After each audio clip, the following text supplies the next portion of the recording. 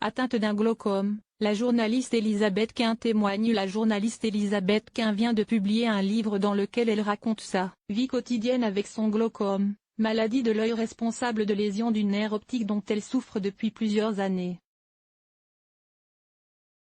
Dans une récente interview, elle évoque les conséquences de cette déficience visuelle et l'importance du dépistage. Elisabeth Quint est connue pour animer le magazine d'actualité 28 minutes sur la chaîne Arte. Plutôt discrète dans les médias, la journaliste vient de publier un livre, La nuit se lève, pour parler d'une maladie dont elle souffre depuis une dizaine d'années, un double glaucome. Une maladie de l'œil caractérisée par des lésions du nerf optique, le nerf qui part de la rétine à l'arrière de l'œil et transporte les images jusqu'au cerveau. Dans le glaucome, les terminaisons nerveuses du nerf optique sont abîmées au niveau de la rétine et ce dernier perd progressivement ses fibres. Il en résulte une atteinte progressive du champ de vision, l'espace que voit l'œil se réduit petit à petit.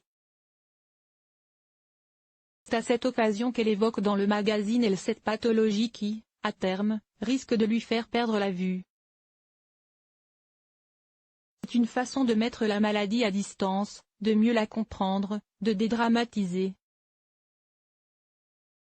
Cette maladie, je la vois concrètement, elle est dans mon œil, comme une présence envahissante qui obstrue ma vision.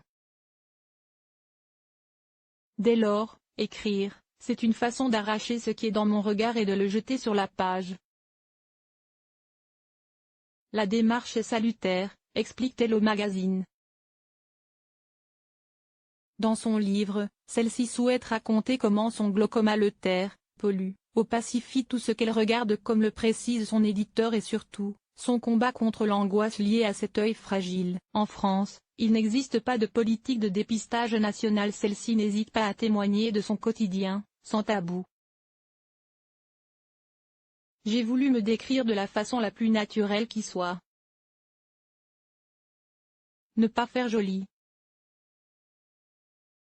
Et c'est amusant de raconter comment le matin on doit traquer les poils sur son visage comme si on était en train de devenir la femme à barbe. J'ai pris un certain plaisir à chahuter les limites de ce qui est prétendument avouable lorsque l'on est une personne vaguement médiatique.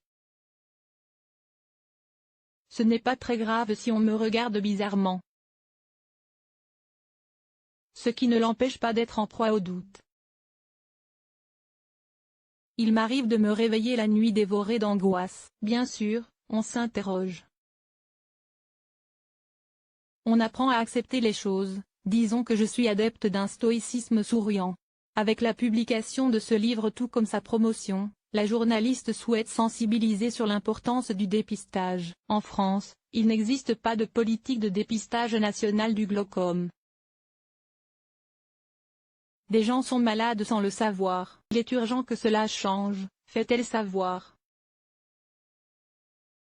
Car le glaucome est une maladie dont le porteur ne suspecte pas l'existence. L'association France Glaucome précise que seul un examen ophtalmologique pourra le dépister.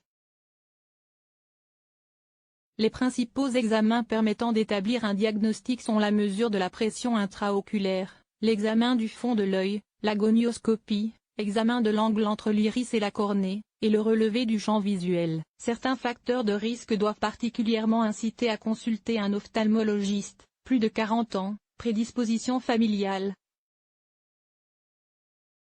myopie, une hypertension artérielle, un diabète ou des apnées du sommeil et la prise de corticoïdes de façon prolongée. Des symptômes peuvent être révélateurs d'un glaucome déjà évolué comme des douleurs au niveau des yeux, un brouillard visuel et une baisse de la vision, notamment sur les côtés.